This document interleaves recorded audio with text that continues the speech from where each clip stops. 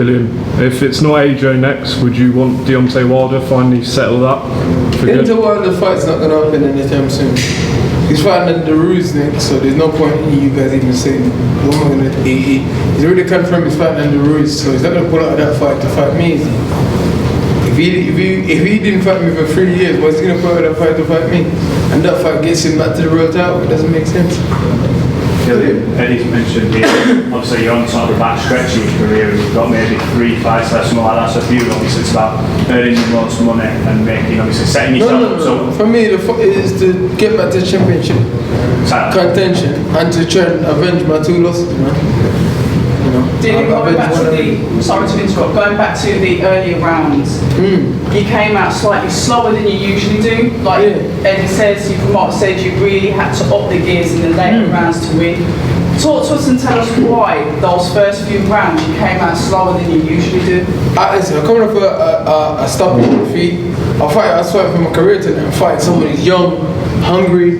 You know, obviously he'd been through his struggles, similar struggles to what I've been through. So obviously, I expected he was going to be sharp. He had that nervous energy, you know. And I've fought enough guys now to understand that, you know, I don't need to go out and try and match him for this, match him for that early. You know, I know when to work, what to do, how to apply the pressure a certain way, and obviously kid him out of the fight and do stuff like, okay, there's my whatever, I'm right here, I'm right in front of you, and do what I need to do to get a victory. So, you know, like I said, listen, I didn't lose tonight. The interview that we're doing will be a lot different. I'll be saying to you guys, thank you for your support. I'll see you guys sometime in the future.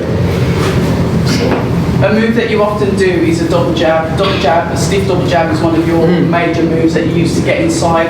But what we noticed earlier on in the fight is that you was trying to get inside earlier. You weren't really utilising that. What were your corner telling you to do when you were coming back out in each round? But it was like, stay in the fucking jab, man. Don't get hit with no bullshit, man.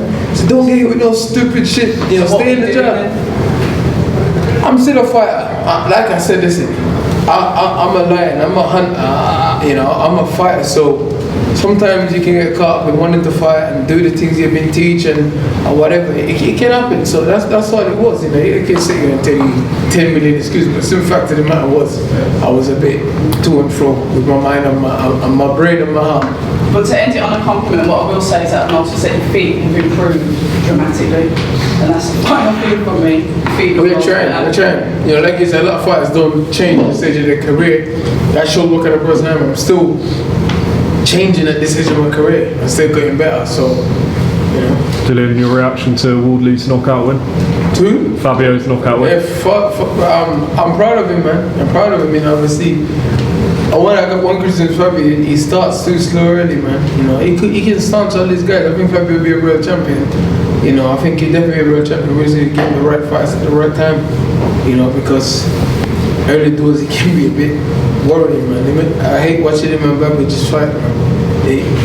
It's a real fight to have before I come out, because I was sitting in the changing room thinking, oh my God. I was so nervous to him, but my fight, I was like, oh yeah, whatever, it's time to go. I was breaking it for him. I was getting in the changing room. Any Fabio Franklin down the line, maybe? Me? Yeah. Look, Fabio's got a long way to go, a lot of experience to consume. But I think he's a headline fighter now. You know, he can defend that British title, maybe get in a position to fight for the European title as well. I think he's a good young star of British boxing. He's a very likeable guy, speaks very well, good looking kid, exciting, can punch. I think he's going to be a big household name.